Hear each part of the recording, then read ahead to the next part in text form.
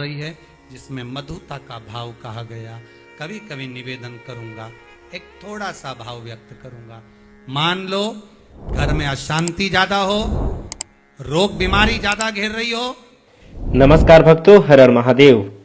यदि आप भी अपने घर में, परिवार में, जीवन में सुख शांति और समृद्धि चाहते हैं, यदि आप चाहते हैं कि जो आपका जीवन है उसमें आपको सुख शांति की प्राप्ति हो जाए, आपके घर में समृद्धि बनी रहे, तो उन तमाम तरह की चीज़ों के लिए आज की इस वीडियो में जो उपाय बताया गया है, जो बात पंडित प्रदीप जी मिश्रा ने स्वयं बताई है, यदि आप उसको करेंगे तो उससे निश्चित ही आपके घर में सुख शांति और समृद्धि मिलेगी।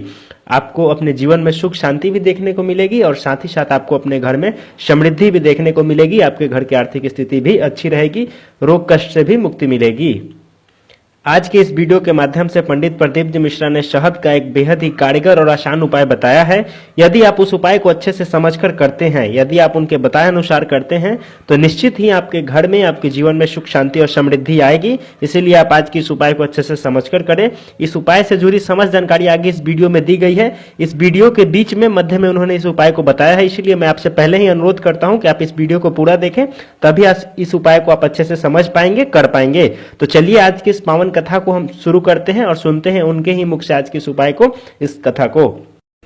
माँ आद्यशक्ति जगदम्बा के दरवाजे के द्वारपाल भी हैं, राधा रानी के दरवाजे के भी द्वारपाल हैं, भगवान कृष्ण के दरवाजे के भी द्वारपाल हैं।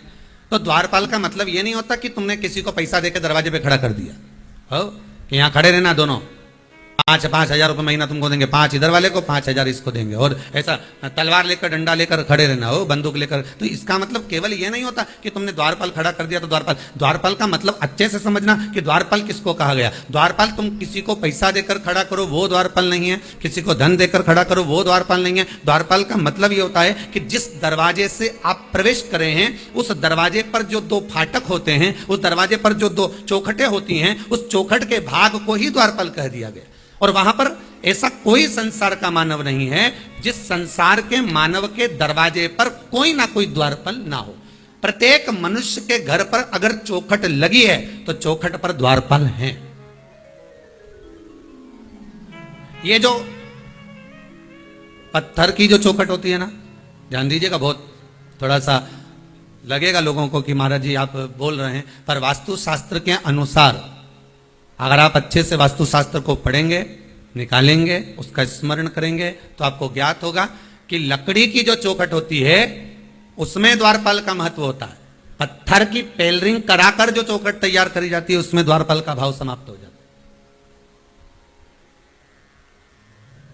इसका थोड़ा सा ध्यान रखना चाहिए कि आपका मुख्य दरवाजा, आपका मेन दरवाजा, आपका जो द्वार है, उस द्वार पर आप कुछ भी कर इसलिए आज के जमाने में कह दिया जाता है कि आप एक काम करो कि अगर मान लो आपने लकड़ी का चौखट नहीं लगाया है, लकड़ी की चौखट नहीं तैयार करी है, तो कह देते हैं कि इसमें यहाँ पर बंदरवाल बांध दी जाए, पत्ते बांध दिए जाए। बंदरवाल बांधने का महत्व ही यही है कि आप उस लकड़ी की चौखट को जब लगा देते हैं तो उस पर द्वारपाल आकर विराजमान हो जाते। अब कौन द्वारपाल,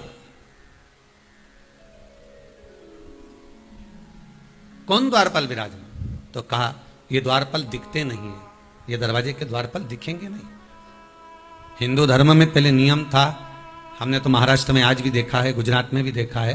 पहले हिंदू धर्म में नियम था, थोड़ा थोड़ा हमारे मध्य प्रदेश में भी हमको देखने को मिलता है, छत्तीसगढ़ में भी मिलता है, आदिकातिक उत्तराखंड में भी प्राप्त होता है, साउथ में भी देखने को मिलता है, कहीं कहीं पर थोड़ा थोड़ा देखने को मिलता है कि प्रतिदिन घर की माताएं घर के दरवाजे के बाहर जाकर पानी को छींटती हैं और थोड़े से आटे को लेकर, रंगोली को लेकर दरवाजे के सामने बना देती हैं। किसके लिए बना रही हैं? वो दरवाजे पर रंगोली, वो दरवाजे पर सुंदरता किसके लिए कर रही हैं? वो किसके लिए इंतजार कर रही, किसकी बाट जो रही, किसके लिए प्रतीक्षा कर रही? कोई दूसरा नहीं, अतिथि देवो भव। अर्थात दरवाजे पर जो चौखट बनी हुई है, दरवाजे पर जो द्वारपाल विराजमान है, वो द्वारपाल कौन है? तो कहा वो दिखते नहीं है, वो नजर नहीं आता। शिव महापुराण की कथा चल रही है जिसमें मधुता का भाव कहा गया। कभी कभी निवेदन करूंगा, एक थोड़ा सा भाव व्यक्त करूंगा। मान लो घर में अशांति ज्यादा हो, रोग बीमारी ज्यादा घेर रही हो, तो शंकर पर थोड़ा सा शहद चढ़ाकर, आप जब पूजन करते हो, जल चढ़ाते हो, अनुष्ठान करते हो, अभिषेक करते हो, जब शिव जी का पूजन करें, जब शहद चढ़ाएं तो उसमें से जरा सा शहद एक चम्मच में रख लें। वो चौखट पर लगा देने पर बीमारी, रोग, अशांति सब समाप्त हो जाता है। घर में सुख बढ़ना प्रारंभ हो जाता है, समृद्धि बढ़ना प्रारंभ। मधुता में सुख भी, शहद में सुखता भी। भगवान को जो समर्पित किया गया, एक एक पुष्प भगवान शंकर को जो दिया गया है, एक एक भाग जो शिव को दिया गया, वो साधारण नहीं है। शंकर के पास जो भी चीज रखी है सब वीआईपी है। गले में देख लो नाग बासुकी है, कानों में बिच्छू, हाथ में त्रिशूल, सब उसके पास में भी है। कोई चीज ऐसी भगवान शिव को जो हम समर्पित कर रहे हैं मधु, तो वो किस चीज के लिए समर्पित होता है? 4 चीजें हैं भगवान शंकर को मधु क्यों चढ़ाया जाता है। पहला, रोग के निवारण के लिए। दूसरा, शरीर की जो नाड़ियां हैं जो चोक हो जाती हैं, ब्लड को रोक देती हैं जाने के लिए, उसके लिए भी शिव को शहद चढ़ाया जाता है। तीसरा, नयनों को शिव के चरणारविंद में स्थिर करने के लिए, नयन रोग का निवारण करने के लिए भी शिव को शहद चढ़ाया जाता है। चौथा,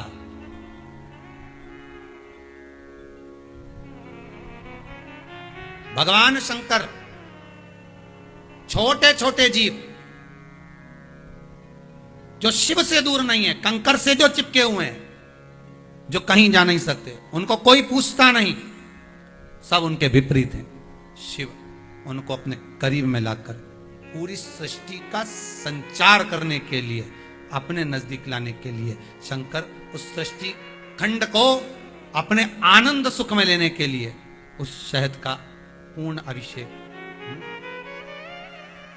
शहद मधु इसलिए चढ़ाया, संपूर्ण विश्व कल्याण के लिए। अकाल मृत्यु वो मरे, जो काम करे चंडाल का, काल उसका क्या बिगाड़े, जो भक्त हो महाकाल। शिव की उपासना। अरे भाई, यहां तक संवाद है, यहां तक वर्णन किया जाता है कि बच्चा जन्म लेता है, जन्म लेने के बाद वो लिंगायत संप्रदाय में पहले भी कहा, आज फिर कहते हैं, अपन अपने गले में रुद्राक्ष की माला पहनते हैं, तुलसी की माला पहनते हैं, पर जो शिवलिंग की लिंगायत जो संप्रदाय है, जो केवल शिवलिंग की आराधना करती है, इसके सिवाय किसी की आराधना नहीं।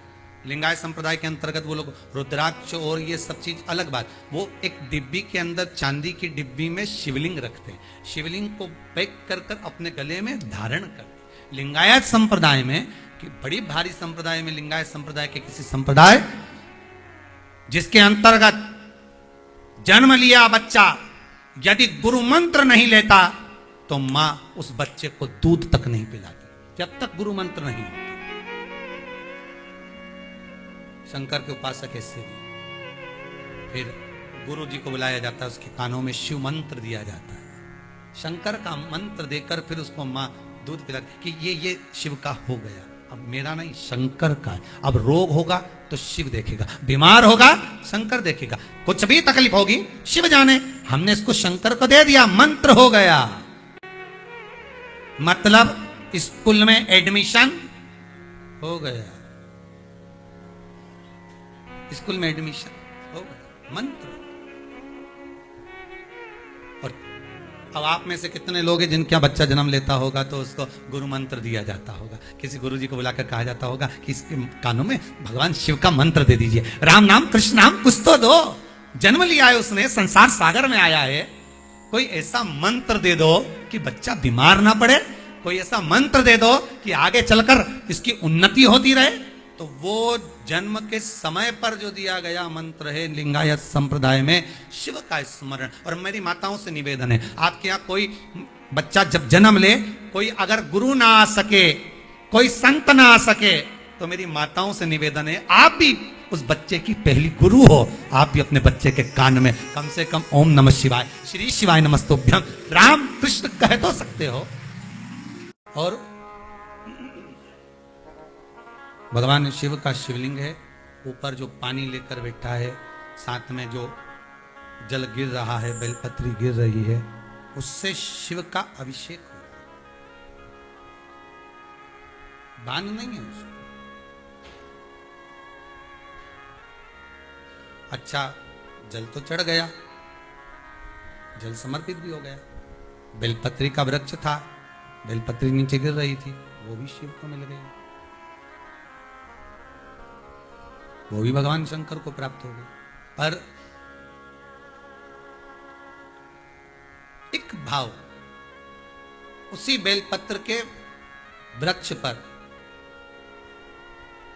आप कभी अगर बेलपत्री को पाते हैं, बेलपत्री को अगर आपने खाया है, आपने स्मरण किया होगा, तो बेलपत्री को जब आप खाते हैं रोग मुक्ति के लिए, तो उसको जब छोटी सी बेलपत्र को चबा चबा कर खाते हैं तो शुरू में तौरी लगती है, उसके बाद थोड़ा सा मिठासपन लगता है, फिर जीवान पर छारपन लगता है थोड़ा।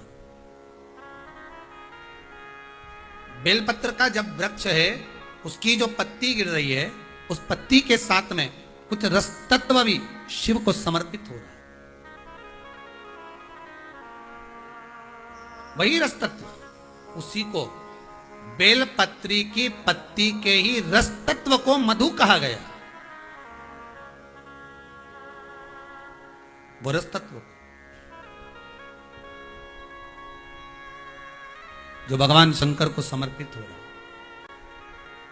भगवान शिव जिसको ग्रहण कर रहे हैं, धारण कर रहे हैं। मधु की महत्वता को बहुत ध्यान दीजिएगा। किस किस चीज के लिए मधु चढ़ता है शिव जी पर? शंकर को अगर अपन शहद चढ़ाते हैं तो किस चीज के लिए चढ़ता है, किस कार्य के लिए चढ़ता है? के माता पिता देख रहे हैं, तो जो जन्म के समय पर अन्नप्राशन जब कराया था, मुख में पहली बार अन्न दिया था, उस अन्नप्राशन के समय पर शंकर पर चढ़ा हुआ शहद का थोड़ा सा भाग अगर मधु का लगा देते तो माता पिता के चरण छोड़कर बेटा कुछ खाता ही नहीं, जाता ही नहीं, फिर चुपचाप से जेब में भर के कमरे में नहीं ले जाता। खिलाना तो था, वो तो खिलाया ही।